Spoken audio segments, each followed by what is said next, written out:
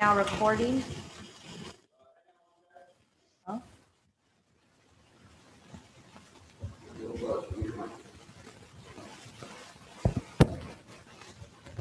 And live. Everyone in? Is that better? Yeah, no. That's better? Did you roll the DT?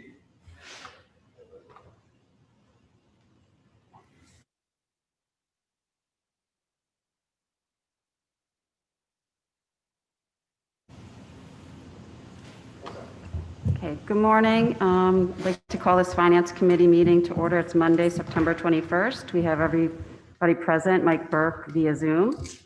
And we'll just kick it right off with the first item on the agenda, which is the review of fiscal year 21 August financial report. Rich. So we have the first financial report of the new fiscal year. We are projecting a year-end deficit of $1,099,374. This does include COVID-19 reopening expenditures projected at $1,606,968. We did include in the financial report a separate RC 28, to highlight those COVID-19 expenditures, which we'll also go over towards the end of the meeting. So the general education RCs are forecasting a surplus of $564,444. Special education RCs are forecasting a deficit of $56,850.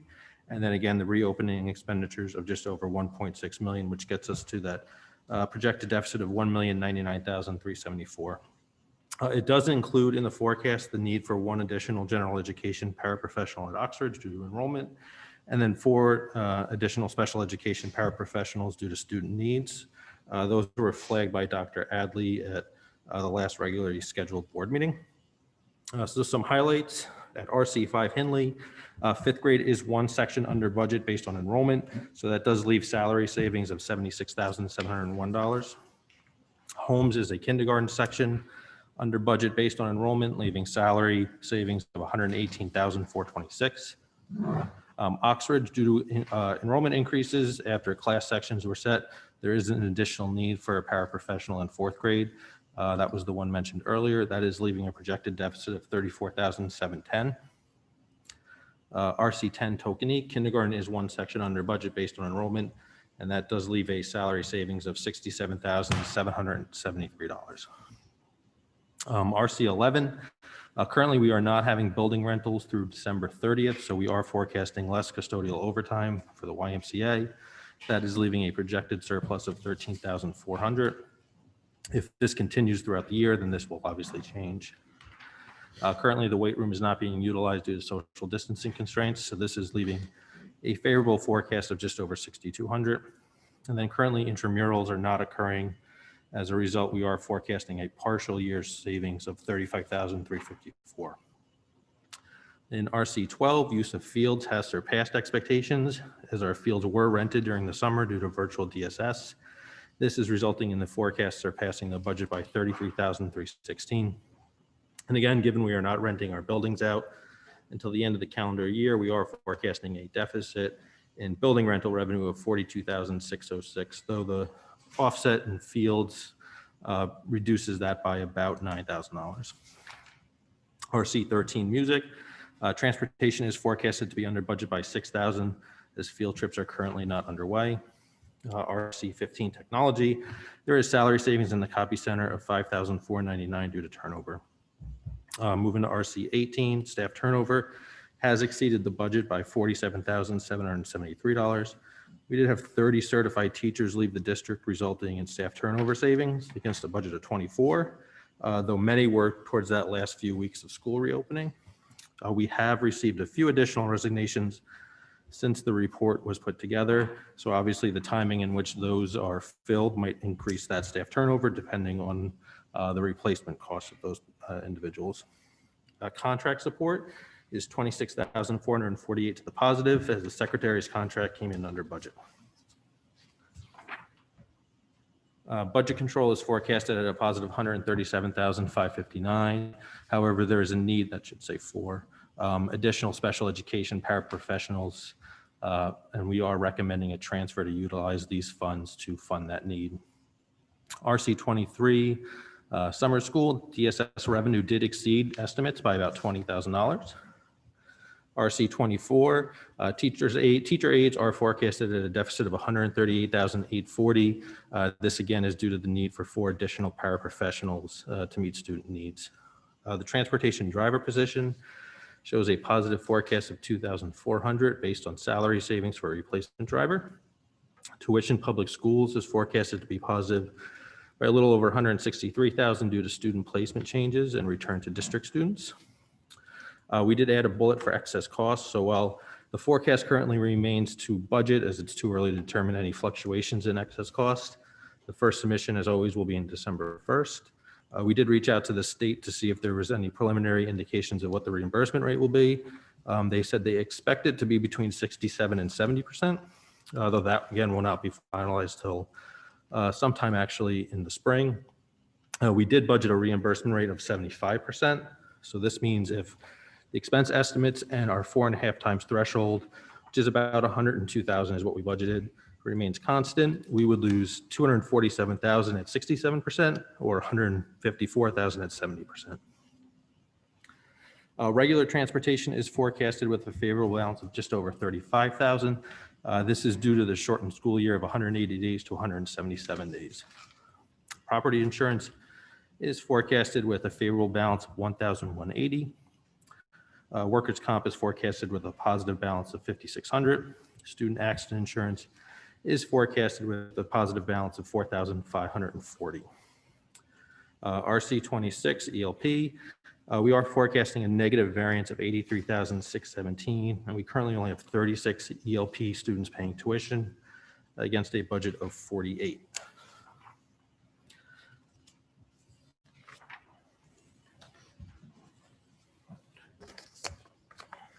Any questions on that report?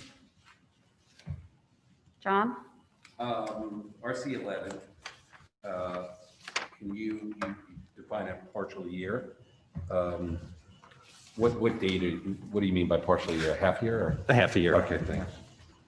And then the RC 24, the deficit of 138,000, the 4 additional special education powers, are those associated with the COVID? I mean, making. No, those are just based on student needs, student IEPs. So there are 2 new students entered in the district, and then the other 2 have changed since. Okay, Sorry, so, the other 2 have changed since the budget was done. so it's not makeup or anything No. from last year. Okay, thanks. And then the last one, RC 26, the 36 versus 48 budgeted. Is there any way that there would be any associated expense savings on that? Because you have fewer students? So as of right now, we have the same number of teachers. We do have a tendency to have students actually come in January and February. So this does not take into effect whether or not we will have that. We just have seen less parents enrolling their students. Yeah. So we might have some savings in paraprofessionals if they're not completely needed, but at this point, not really. Too early to tell. It's sort of a rolling admission. So throughout the year, you have students come in and you don't really reach your peak toward, mid-year in terms of enrollment with the LP. I have some questions. Sorry, just follow up. So, but there's a negative variance as of today, not just because it's a rolling.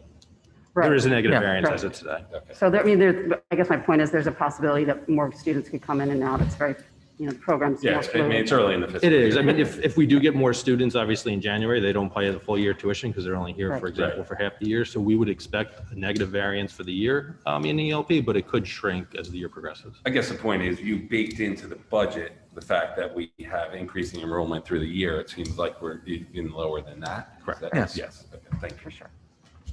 Okay. You have some questions, Jill? Go ahead. Okay. So my first question is, I'll just start with ELP. It's really a request for the next meeting. Alan and Richard, would you talk about ELP in your reopening discussion? Because I would imagine Sure. that having less kids has an impact, may or may not have an impact on facilities. Just if you would, and what that's doing with the program. It just would be nice to hear an update. Sure. So just yeah. to clarify, Jill, you want a facilities related update as it pertains to ELP? I want a programmatic update, but I would imagine that in addition to that, if there are any facilities impacts that ease spacing or anything like that, I'd like to hear that as well. It may not, but I'm assuming we have the same number. Just to be clear, I think you're talking about in the COVID update of reopening Yes. kind of Yes, 'cause contextually, right? Okay. it's not a budget question, but yeah. So that's the first. Thank you. The second on is ECR, a question on ECR, and I'm just curious to know, I'm sure there's not really an answer, but how accurate do we think our current baseline for ECR is? Because I know it's based on the budget of last year. Our kids are just back into the school system. So can we talk about how accurate this number is at this stage based on what we have? Sure. So there are going to certainly be some changes. We did have some students who were out of district who came back to districts. Some students will have additional services. Some might that be for services that need to be made up for last year. So it is a bit of a moving target. Special ed is still conducting IEPs, which will determine some of the expenditures that we face. So excess cost is built for each individual student we have to submit the claim on. So it is a bit of a rolling target. While the percent reimbursement is expected to be less and it's not definitive, there's a potential that our expenditure could be higher, which will obviously offset some of the lost revenue. But if some of our expenses aren't higher, whether it's a student maybe left a high out of district placement and is coming into a lower out of district placement or even back to district, that could certainly change the whole calculation. And just to add to that, the threshold, has that actually been established at this point, or is that still something No. we're waiting? So we they still won't. have They guidance likely on that? won't establish the threshold until the spring. They do usually give preliminary guidance in December. So if you recall last year, the preliminary guidance was around 75%. It was 74.8. And then when we got to about end of February, it dropped to about 70%, 71%. So we'll likely see something similar. So typically what happens is the state has a pot of money. All the districts make their submissions in December 1st. They allocate those funds across the state of Connecticut based on the funds that they have set aside, which sets the reimbursement rate. And then all districts do another submission March 1st. And then obviously that kind of changes the balance and the weighting of the allocation to all the districts. So Mrs. Richard, just a point of clarification, ECR is always based each year on student need and expenses by the district as an expenditure. It's not based on forecasting backwards or any previous experience. So we go based on our student needs, Right. expenditures we've had, and then once the state sets the reimbursement rate, which is always late in the process, which is why we have such a conversation around budget season, but it's not based on previous experience as much as it's based on the individual IEP. Right, that's why it's so fluid. So it's because actual very- expenditures. Right, right. And those are other than evolving and changing. when the budget was set with what we projected for, what we thought we would need for this year, student-wise, and that's what it goes back to, but. Right, it's a very difficult number to project, so. The reimbursement rate is based on what we've experienced in the past, right? And that seems like it's slipping as time. So the reimbursement rate is based on every district in Connecticut's submissions to the state.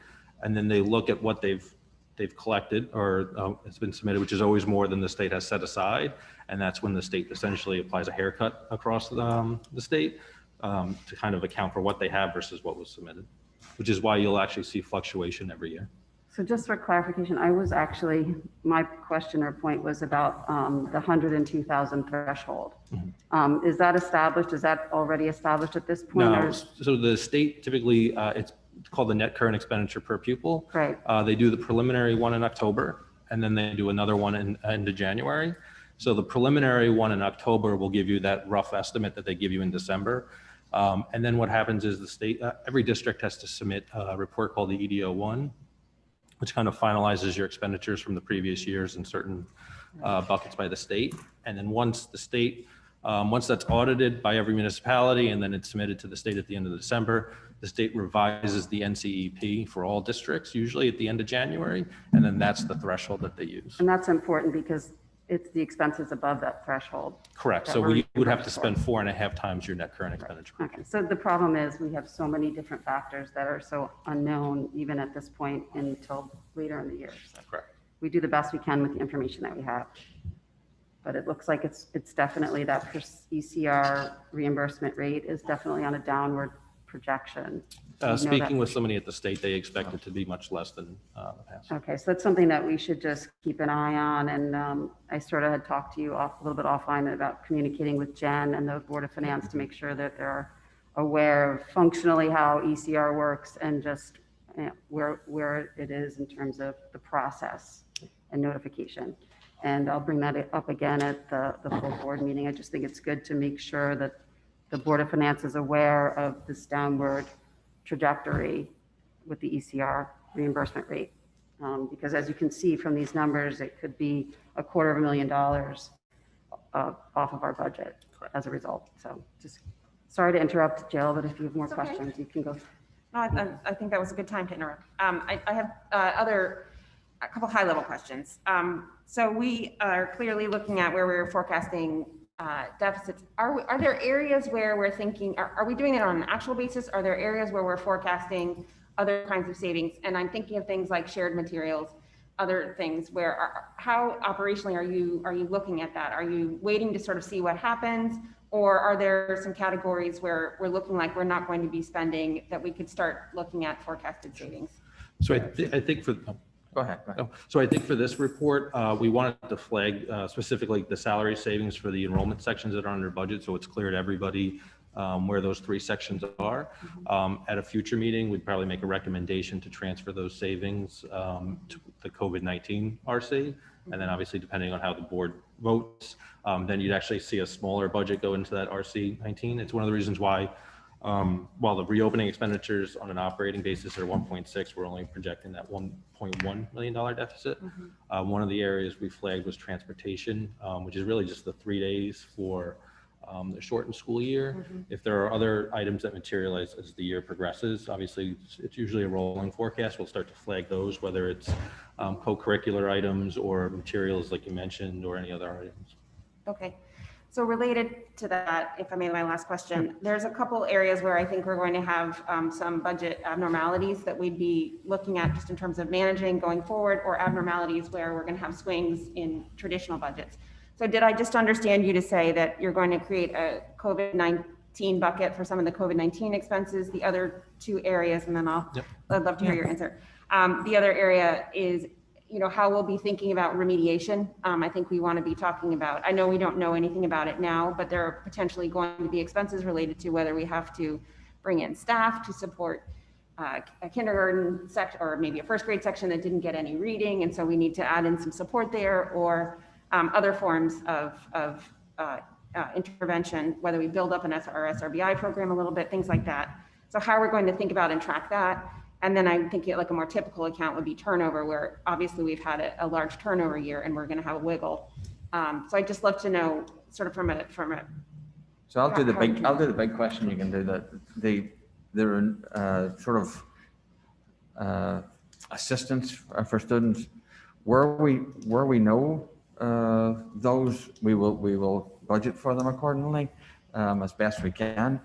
But there are some cases where we really don't know, and speculating is, there's a lot of speculation in those. Sure. There's a lot of variance there that could be, and I certainly wouldn't want to, it's such a variance that I wouldn't want to project that unless I had guiding indicators that would suggest that I can make that recommendation, Jill. That's the big one for me there. The other ones you can go ahead. So we did create another RC in the actual details of the finance report, RC 28 at the very end. So the 7 teachers that were added due to reopening and social distancing are actually coded there as opposed to the schools, since they're not enrollment based. The additional custodians that were needed are coded into RC 28, the LPNs, for example. You talked a little bit about materials. There is a line item in that RC called resource materials. And so this was some of the added materials, whether it was for those added sections or whether it's materials that were needed because they can't share materials.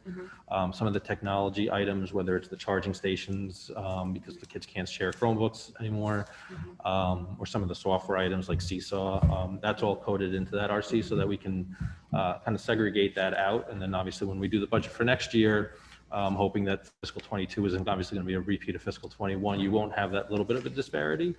The turnover is probably going to be artificially high compared to what you would see in a normal year.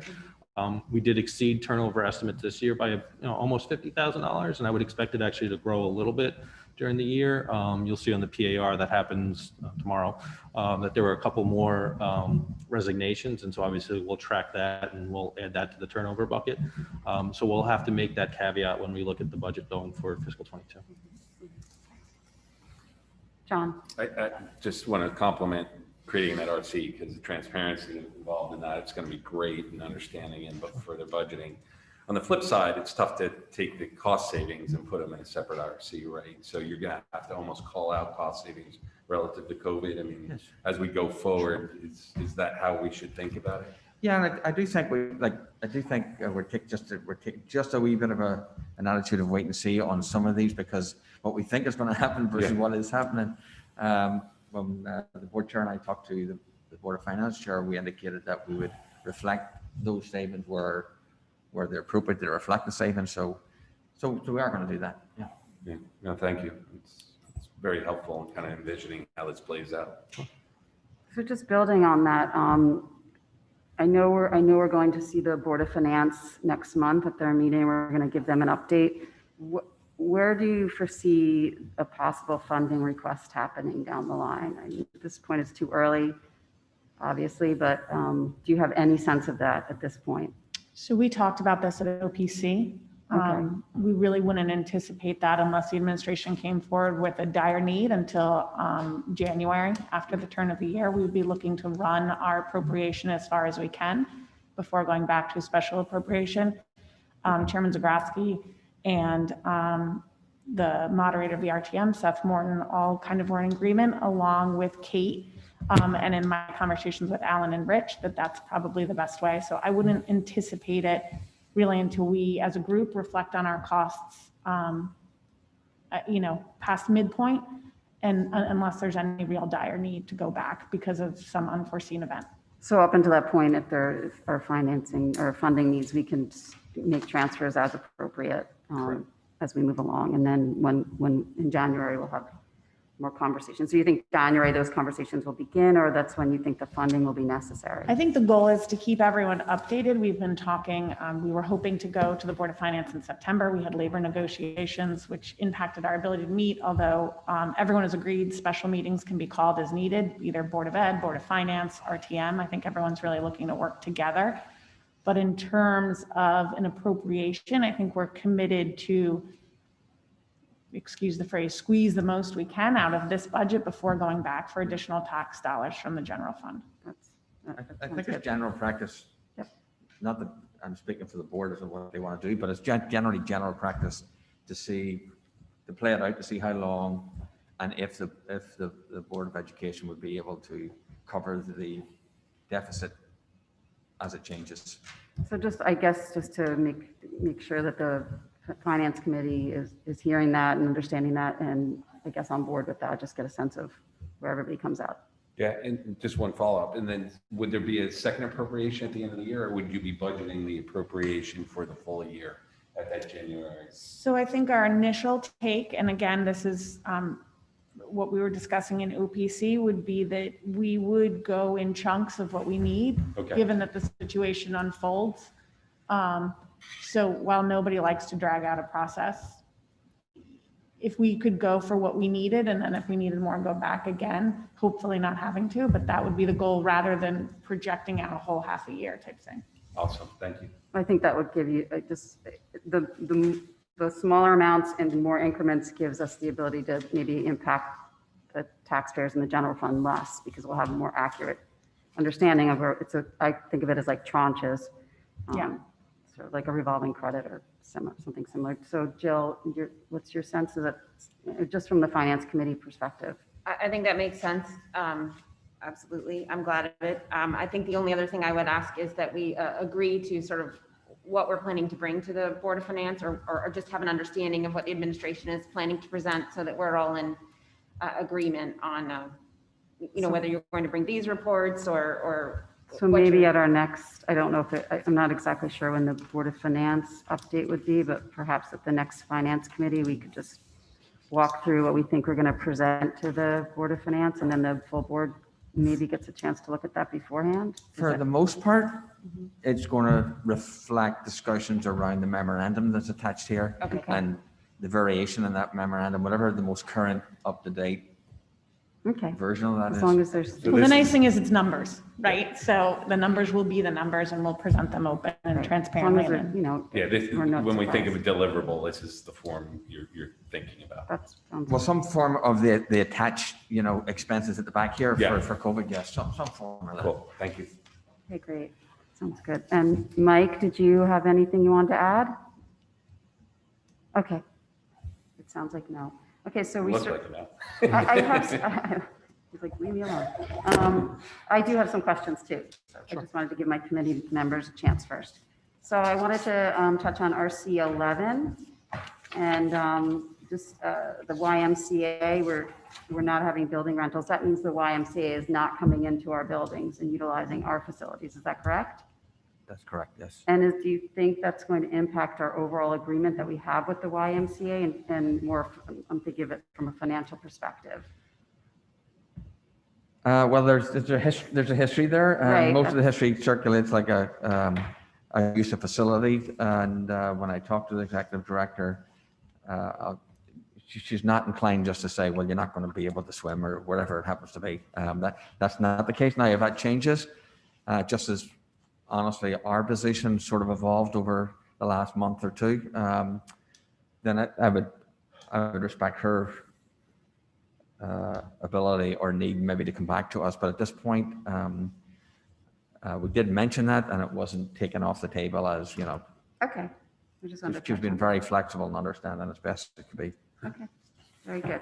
So I wanted to see if Rich could just give us, I want to look at the FTEs, like, where we started in terms of the budget. And then I know there are COVID-related FTEs, and then there are other FTEs that are related to more normal operations. So I wrote it down somewhere. I think we started in our budget, no, maybe this, I'm sorry. 106. 106? I think you're looking at just elementary. Helen. 106 is just the elementary. the K-5. Right. I'm looking at Okay. total staff, so Okay. total FTEs. Yeah, okay. And Sorry, I- what are you referring to, just so? Full-time equivalent, so it's basically, it's not in, I mean, it's in the bigger packet that the more detailed packet that you Okay, get. you're not referring to, but. No, Got it, go ahead. I'm sorry, I'm sort of going off on a little bit of a tangent. But I just wanted to get a sense of where we are right now in terms of FTEs, and what is the net, basically what is the net increase? So as of right now, we're +7 for those 7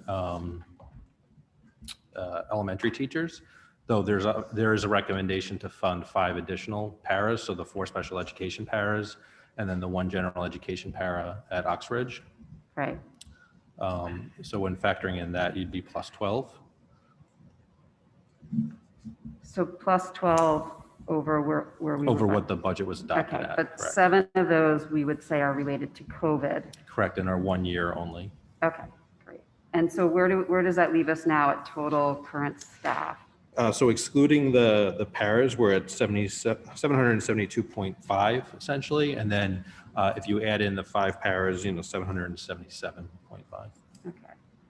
So it's 5 paras? So 4 special education and Okay, then 1 4, and general then just the education. one. Now, the one for Oxbridge, is that big class, that Correct. large size class, we're putting a para into that classroom, is that right? Well, we're I think as historical practice, we're putting paraprofessional in the actual 4th grade.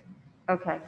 Because all the classes there are relatively, So in other words, they could potentially all have access to Correct, that additional correct, yeah. paraprofessional. Okay. I think that is all I had, because everybody else, I wanted to touch on ECR, and I think we touched on that. And we touched on ELP. So I guess if nobody has any other questions, we can move on to talking more about the item number 2, which is the COVID reopening of school projected expenditures. So similar to the previous month, we did include a breakdown of reopening expenditures. We did isolate them in buckets of staffing, facilities, technology, materials, and transportation.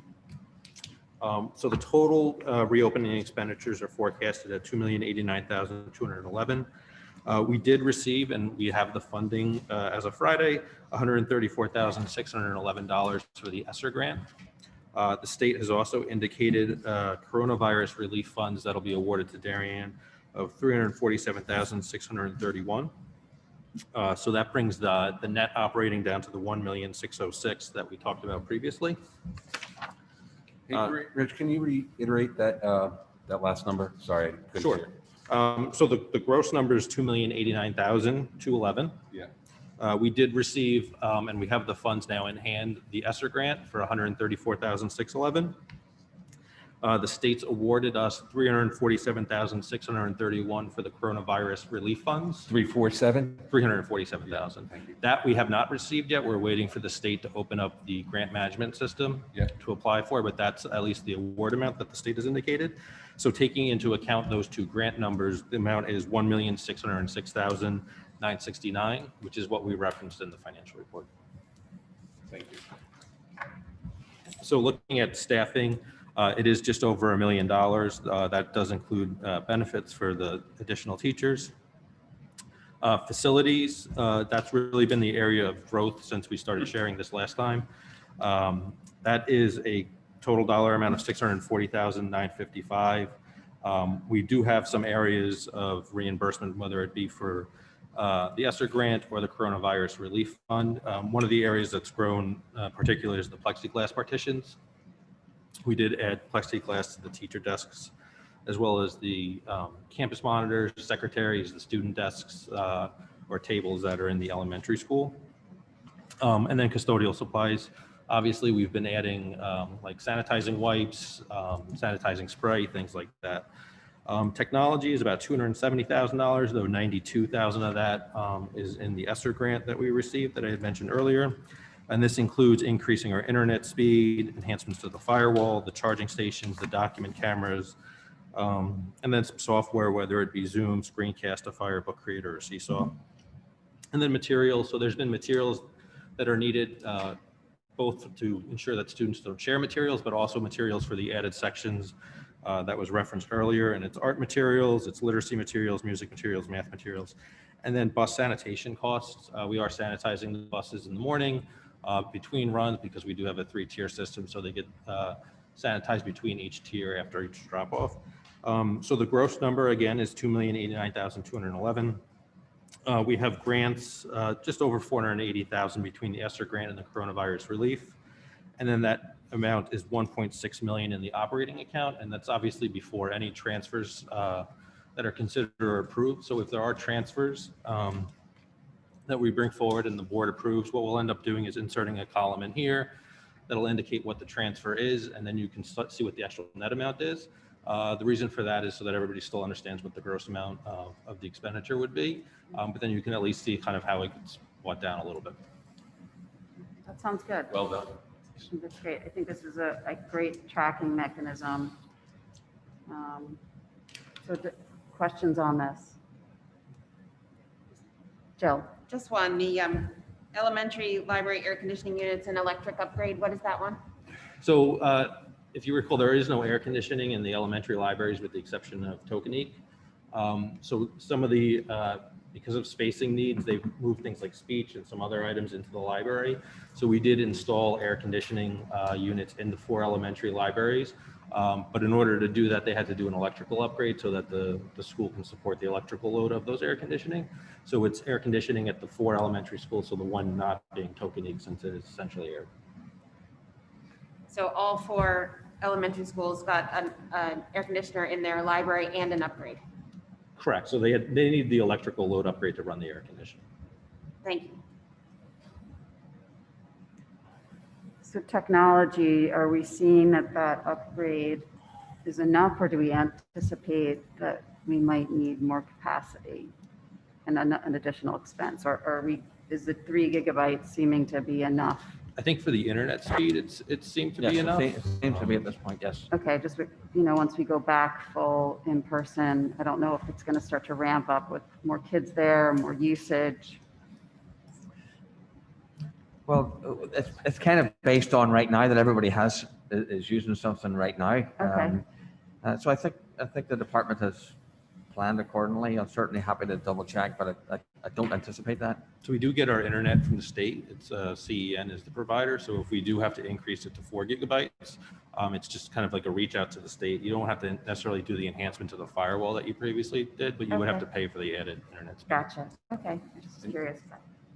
Tech support, things are starting to calm down a little, I guess. I'm hoping. They're busy. They're still busy. Look, Okay. in all honesty, if they had another couple of sets of hands, they could use them.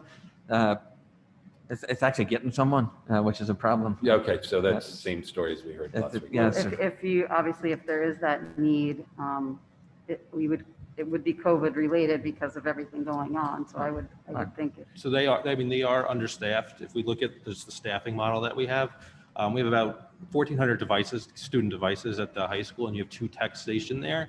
You now have 2,100 devices across all 5 elementary schools, and you don't have a dedicated elementary school technician. So it does obviously stretch thin the technology staff. I mean, they've been working 7 days a week, probably 12, 15 hours a day to handle things. We heard about the help desk tickets, and those are Right. obviously 1,000 in one day. So Well, do you let's- anticipate bringing forward a request for additional staff and tech support? I've had that discussion. At this point, that has not come full circle. It may be something that probably is reflected in next year's budget, potentially. But if we need it, I'll certainly bring it forward. And if the department needs it and has a solution, if the department needs it and we have a solution of how to construct it, then we'll bring it forward. On that note, Alan, tomorrow when you speak to reopening, would you speak a little bit on tech? I'd love to hear how we're doing on, numbers of tickets. I'd love to hear how the fully remote day went in terms of a load on the system. I'd love to hear how sort of where we are in terms of our number of devices and how many we've had to replace. I just, point of order, I don't want to, I mean, it's not really related to finance, but Well, go ahead and put your request in, but let's just make it's sure not we related focus on finance. to finance, but what I think I'm asking that we understand programmatically what it looks like so that if there is a finance request, there's some history of why we got there. Okay. So I think we all want to support the tech department. It's the backbone of what we're doing. So, thank you. So I just want to caution, we've been off agenda twice, but if there's any requests for meeting, if you send them in, I'm more than happy to get them to the superintendent so he can prepare for tomorrow's meeting. But I don't want the finance committee to get in trouble for being off agenda. But if there's any requests, send them to me. I'll get them to Alan so he can prep for tomorrow. Any more questions on the reopening projections for COVID? Any more questions on, because then we can move over to budget transfers. We can talk about that more specifically. So we'll just kind of go through the PowerPoint and then talk about the transfers at the Okay. end. So as I mentioned, we are forecasting a deficit of just under 1.1 million. Again, the majority of that is the reopening expenditures at 1.6 million. The COVID reopening expenditures, we just have it broken down between the operating account grants and then the total. So again, that operating account number is the 1.6 million, the grants of just over 480, totaling a little under 2.1 million. Salary savings, we are in the negative for salaries due to reopening costs. You'll see at the bottom the $910,000. So overall salaries are over by about 546. Operating, we are over about 382,387, but again, you'll see the majority of that is the reopening expenditures. Fixed, we are positive by 46,789. The majority of that is the savings identified for transportation for those 3 days of the shortened school year. Equipment is in the negative 144,876, and again, that's the reopening expenditures, primarily technology equipment. Revenue is forecasted slightly short of budget at 72,490, and the majority of that really is ELP tuition being short about 83,000, building rentals 42, but field rentals are higher by about 33,000. So we do have 2 transfers for the board to consider tomorrow night. The first is for 4 additional special education paraprofessionals. We are recommending the utilization of budget control. Is slightly more than the total amount set aside in budget control. So the difference would be about $1,200, which would come from salary savings and staff turnover. And then the second transfer is for the additional general education paraprofessional at Oxford, which is due to enrollment. And then we would recommend taking the funds from the additional salary savings and staff turnover. So if you remember during the previous report, we were about a little over $40,000 to the positive in turnover. So we would be using the majority of those funds to fund that. That looks good to me. Any questions on those transfers? Any issues with those transfers? Great. Just real quick before we wrap up, I meant to touch on it earlier. Are we seeing any uptick in legal expenses? I'm sorry, could you say that? Legal expenses? Legal expense? So we haven't gotten our legal bills. Legal bills do typically lag a couple months in arrears. So we'll obviously check that out. I think we obviously have negotiations going on with the teachers union and the administrators union. So I would expect a slight uptick in general education legal fees due to those negotiations. Okay. Okay, great. Thank you. So now we're on to public comment. Do we have any public comment? Good morning. Good morning. If you would like to speak during public comment, click the participants icon on the bottom of your Zoom screen. Next, click the raised hand option. You will notice a blue hand icon appear in the upper corner of your screen where your face, name, and/or number appears. When it is your turn to speak, the facilitator will identify you and announce that you are unmuted for public comment. Once recognized and unmuted, please state your name and address. You will have up to 3 minutes to comment. There are no raised hands at this time. Okay. Motion to adjourn? All in favor? Okay, thank you, everybody. Thanks. Thank you.